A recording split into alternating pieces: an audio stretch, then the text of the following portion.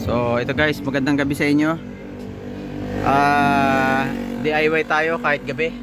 Ang issue nito guys ay walang ano, walang display yung clock nito. Pero ito nagawa na. Wala kasing display yan. So ang may bibigay kong tip sa inyo, yan. Ganito lang, no?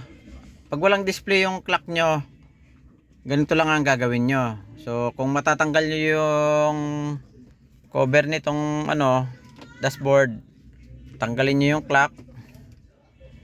Ayan. Tapos makikita nyo dito sa harness nya, ito yung red. Yan, yung red na yan, yan yung positive. Tapos yung black, yan yung clock. Yung green, yan yung ilaw, no? Yan yung light nya, light. So itong red ay always ano yan, always on. No, always on. Kung gusto niyo kumuha ng power para sa mga GPS, so ano, pwede kayo kumuha dito sa red and black. Always on yan. So ganitong nangyari, no? So walang display yung clock pero may ilaw.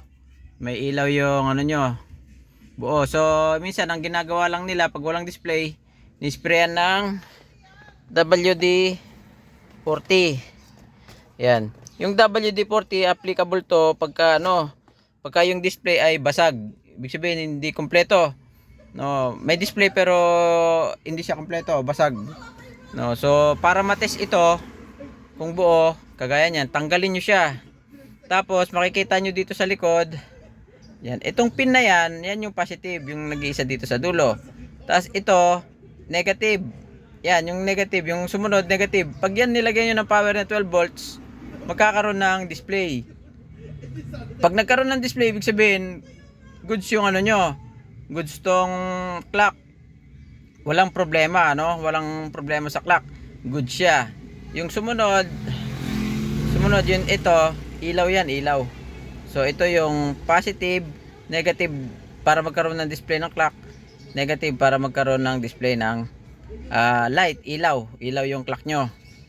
So ganon, pagka nilagyan nyo ng power ito, dapat magkakaroon siya ng display at ilaw. Pag hindi nyo sure kung sira yung clock o yung harness, yan yung harness. So sa harness naman guys, para malaman nyo na may ano, at para ma-trace up nyo, yan meron na, para ma-trace up nyo kung saan yung connection ng harness na yan, dito po yan, tuturo ko sa inyo. Kasi itong harness ay magkakadugtong, no? May dugtong yan dun sa may ano, sa radyo, no? Sa dome lights meron din yan, basta sa mga ilaw karugtong siya dito. So hahanapin nyo lang dito, ito yung pinaka fuse box, no? Ayan, fuse box. Iano nyo lang para madali kayo magtrabaho, no? Tanggalin nyo tapos i-ganon nyo lang, no? Ito nawala po yung takip, may takip po dapat yan, no? So ganito, babalatan nyo itong harness na to, yan, harness na yan, babalatan nyo yan. Tapos hahanapin nyo yung kulay red, yan, kulay red na meron siyang nakadugtong na apat, no? Banda siya dito, ayan, may dugtong na apat na red. Ibig sabihin dito pumunta yung either dome light, radio, tapos clock, dome light, radio, clock, ano pa ba, dome light, radio, clock, yung cigarette lighter, basta ganun, basta nandito sila magkakasama, apat po yan. So nag-splice siya dito, isang red papunta dito.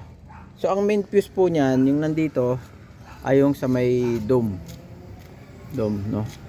Yung main fuse po niyan, parang nandito yun siya, dito. So dome, audio dome, yun, kasama siya doon. So dito siya, ito yun. So tumakbo yan dyan. Tapos meron silang connector dito, meron silang parang nakakrimp sila dyan, no? Nakakrimp yung apat na yan guys, apat na wire yan, ha? Yan, yung isa dyan maaring corroded, no? Kasi nga nakapress lang sila, nakakrimp lang. Yung isa dyan maaring corroded, kaya yung tatlo may power. Ibig sabihin may power yung dome lights, may power yung stereo, pero yung isa, yung sa radio, yun ay corroded. So wala siyang wala siyang power, no, wala siyang may bibigay doon sa sa harness niyo doon na power. So ayan, ito 'yon. So kasi ito ay napuputol, no? Napuputol 'yan. Sa katagalan, sa vibration, sa init, nagkakaroon ng problema. So yun lang, dugtungan niyo lang.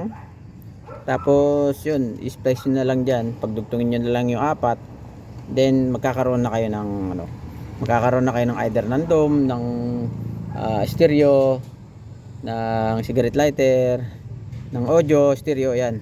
Magkakaroon na kayo. So yun lang. Tapos syempre, babalutin na ulit natin siya ng maganda dito. Yan. I-groom kung tawagin, no? Grooming. So yun lang guys. At may nakuha na naman kayong tip sa akin. No? So yun nga, kapag basag lang yung number, pwede nyo sprayan ng WD-40. Or meron pang isang tips kung paano, kahit kung wala naman kayong WD-40, meron pang isang tip nung kinakalangan sa likod yun. Doon sa may pagkabasag, kinakalangan ko ng tissue or sponge doon sa likod niya. Doon sa may pinakasakit niya, kinakalangan ko lang yun doon. So nabubuo naman yung niya, yung mga letters, numbers niya. So ilang guys, konting tip lang.